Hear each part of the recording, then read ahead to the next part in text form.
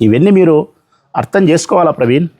అర్థం చేసుకొని ఇప్పుడు వరకు నీకు జరిగిన అన్యాయానికి, నీకు వాళ్ళు చేసిన మోసానికి, నిన్ను పప్పులో కరేపాకు వాడుకొని పక్కన వేసినందుకు, ఇప్పుడు ఒక చిన్న పదవి కూడా నీకు ఇయ్యనందుకు,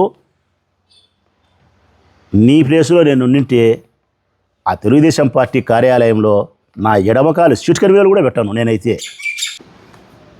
నేను ఓడిపోయిన దానికి మాట్లాడితేవి సమాధి కట్టినారని, రాజకీయ సమాధి కట్టినారు నీకు ఓడగొట్టని చెప్పినా నాయన నీకు ఇన్నిసార్లు. రామేశ్వరంలో కౌన్సిలర్గా మా జీవితం, మా కుటుంబం ప్రారంభమైతే ఇప్పటికి 50 సంవత్సరాలైంది రామేశ్వరంలో మేము కౌన్సిలర్ గెలవట్టి. ఎన్నిసార్లు? 9-10 సార్లు గెలిచినాం కంటిన్యూస్గా. రామేశ్వరంలో 50 ఏళ్ళ నుంచి మేమే కౌన్సిలర్.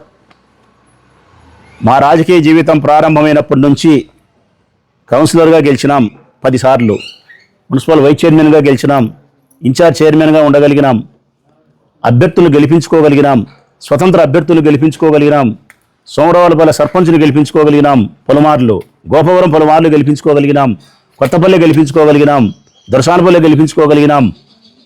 నేను 2 సార్లు ఎమ్మెల్యే కాగలిగిన.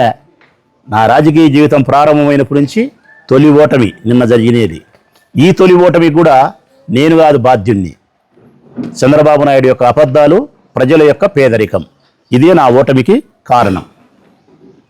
కానీ నన్ను నువ్వేమంటివి సమాధి కట్టినారంటివి, రాజకీయ సమాధి. మరి నన్నే సమాధి కట్టినారు అంటే 2 సార్లు ఎమ్మెల్యే అయిన తర్వాత మొట్టమొదటిసారి పెడతానే అంతేగా పెట్టి పెట్టగలిగే మౌనికల్లు వినాయని ముక్కగంతలకే మొట్టమొదట మంగళగిరిలో పెడతానే మంగళం బాడే మీ లోకేష్ తుస్సు బసపని మా రాంకి షాట్ చేద్దాం ఓడిపోయా. మరి దాన్ని ఏమంటావు? ఓడిపోయి మళ్ళీ ఇప్పుడు గెలిచినాడు మీ మగోడు, ముఖ్యమంత్రి కొడుకై ఉండి. మేము సాధారణ రైతు బిడ్డలమై ఉండి 2 సార్లు ఎమ్మెల్యే కాగలిగినాం. తొక్కులాడాకు రేపొద్దున 3సారి మంత్రి అవుతా ఎమ్మెల్యే. స్పష్టంగా చెప్తానా నేను.